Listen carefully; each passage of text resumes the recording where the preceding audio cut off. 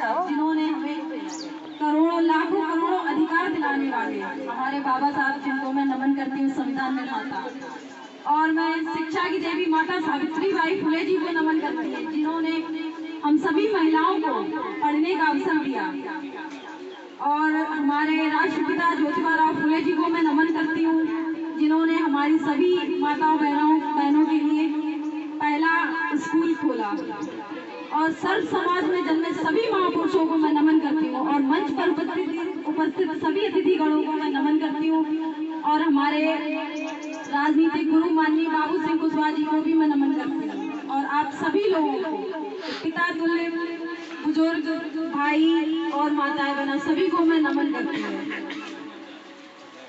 जैसे कि जन अधिकार पार्टी का नारा है, जिसकी जितनी संख्या भारी उसकी उतनी हिस्सेदारी।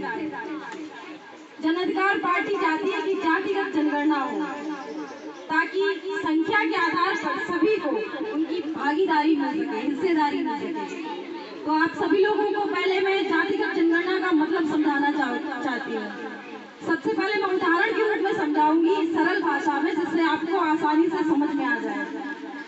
जब लड़का लड़की की अगर शादी होती है, तब लड़के वालों से पूछते हैं, ये सवाल करते हैं कि आप बारात में कितने लोग लेकर आओगे। पूछते हैं कि नहीं पूछते हैं, ताकि जितने लोग आए उस संख्या के आधार पर खाना बन सके। खाना इतना ज्यादा भी ना बन जाए कि बर्बाद हो, और खाना इतना कम भी ना बने कि कम पड़ जाए, ताकि संख्या के आधार पर सभी को खाना मिल सके। यही जातिगत जनगणना का भी मुख्य रूप होता है। और आरक्षण बचाओ अभियान भी जन अधिकार पार्टी की तरफ से चलाया जा रहा है, ताकि सभी को भागीदारी मिल सके, हिस्सेदारी मिल सके, नौकरी में, राजनीति में, हर जगह। आरक्षण का मतलब भी मैं आप लोगों को समझा देना चाहती हूँ उदाहरण के रूप में। जैसे मैं आप लोगों को गांव की भाषा में समझाना चाहूंगी। जैसे जानवरों की चारा खाने के लिए जो नाद होती है, अगर एक ही नाद पर चारा डालकर उसी पे सभी जानवर बांध दिए जाए, जैसे गाय, भैंस, बकरी और भेड़, सभी जानवर बांध दिए जाए, तो जो जानवर सबसे ज्यादा ताकतवर होगा वो सबसे ज्यादा चारा खा लेगा। और यही अगर अलग अलग नाद रख दी जाए और सभी को अलग अलग बांधा जाए, तो जिसके हिस्से में जो डाला जाएगा वो उसका स्वयं अवतार होगा, और वो स्वयं ही खाएगा, कोई दूसरा नहीं खा पाएगा। यही मतलब होता है आरक्षण का, ताकि सभी जब उन्हें उनके संख्या के आधार पर उन्हें हिस्सेदारी मिलने लगे, सभी को उनके हक और अधिकार मिलने लगे। जन अधिकार पार्टी एक झोपड़ी की तरह है, एक ऐसी झोपड़ी जहां हर एक गरीब, शोषित, वंचित और पिछड़ा वर्ग को सबको आश्रय मिलता है। और याद रखिएगा, आंदोलन हमेशा एक झोपड़ी से ही शुरू होता है और एक गरीब इंसान ही शुरू करता है। और जो आंदोलन झोपड़ी से शुरू होता है उसकी रहनुमाई भी झोपड़ी के लोग ही करते हैं। लेकिन कभी कभी ऐसा देखने में आता है कि जो आंदोलन झोपड़ी से शुरू तो होते हैं, लेकिन उसकी रहनुमाई अन्य पार्टियां करने लगती हैं। लेकिन जन अधिकार पार्टी का ये उद्देश्य नहीं है, जन अधिकार पार्टी का ये नारा नहीं है। जो आंदोलन झोपड़ी से शुरू होंगे उनकी रहनुमाई भी झोपड़ी के लोग ही करेंगे। मैं दावे के साथ कहती हूँ, अगर जो लोग जन अधिकार पार्टी के साथ कंधे से कंधा मिलाकर संघर्ष करेंगे, तो मैं ये दावे के साथ कहती हूँ उनकी रहनुमाई भी वही लोग करेंगे। क्योंकि जिस समाज का कोई दल नहीं होता उस समाज का कोई बल नहीं होता, और उसकी कोई भी समस्या का कोई हल नहीं होता।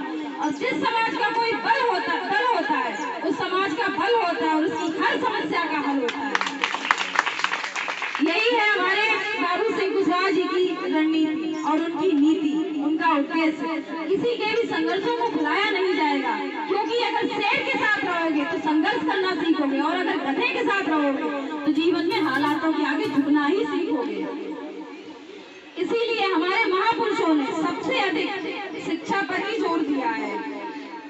इसीलिए कहा जाता है, अगर एक पुरुष, जब एक पिता की जिम्मेदारी ये होती है कि वो घर का काम करे और पैसे कमाए और अपने परिवार का पालन पोषण करे, और एक महिला की जिम्मेदारी होती है बच्चों में अच्छे संस्कार देना, अच्छी शिक्षा देना।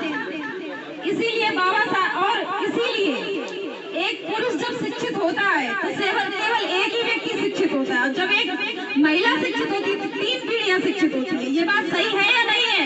आप लोग बताइए। जो संस्कार आप अपनी बेटियों को देते हैं वो 3 पीढ़ियों तक जाते हैं कि नहीं जाते हैं? संस्कार देना, शिक्षा देना ये महिलाओं का काम है। इसीलिए हमारे सभी महापुरुषों ने शिक्षा पर ही जोर दिया है, क्योंकि जब तक आप लोग शिक्षा नहीं ग्रहण करेंगे तब तक आगे कुछ नहीं हो सकता। आपको अपने हक और अधिकारों की जानकारी नहीं होगी, और जब अपने हक और अधिकारों के बारे में आप लोग जान जाएंगे तब आप जागरूक हो जाएंगे, तो आपको कोई अपना गुलाम नहीं बना सकेगा।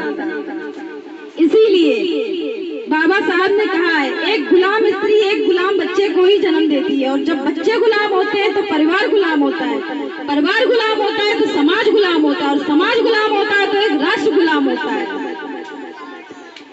जो ब्राह्मणी वैदिक धर्म था, जो ब्राह्मणी वैदिक धर्म में सबसे पहले स्त्रियों पर ही ध्यान केंद्रित किया गया, ताकि वो व्रत और उपवास में अपना ध्यान लगाएं, व्रत और उपवास में ही उलझी रहे। आप लोग ये बताइए, आप अपनी बेटी, आप अपनी अगर व्रत उपवास करने से इंसान सुखी होता, दुनिया में सबसे सुखी इंसान कौन होता है? एक भिखारी जो कई दिनों तक भूखा रहता है। बताइए ये सही बात है या नहीं है? और हमारी जो माताएं बहनें हैं उन्हें सबसे ज्यादा इस बात पर ध्यान देना होगा